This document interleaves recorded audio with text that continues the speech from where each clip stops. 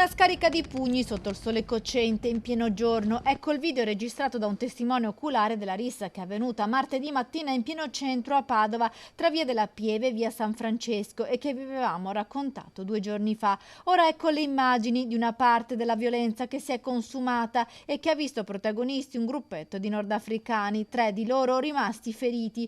Uno aveva un vistoso taglio allo zigomo ed è finito in ospedale. Un residente della zona ha ripreso la lite mentre stava passeggiando con il cane. Ecco il suo racconto. Già all'andata, quando stavo facendo la via della Pieve, avevo già visto questi due che stavano litigando e urlando per la via.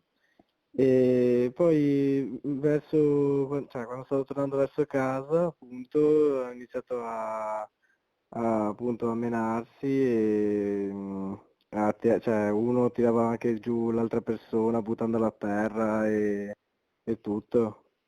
Poi uno voleva anche rispondere tirandogli un tappetino addosso. Il testimone preferisce rimanere anonimo. Tra via della Pieve, via Santa Sofia e via San Francesco nell'ultimo periodo un andirivieni strano è stato più volte segnalato dai residenti alle forze dell'ordine.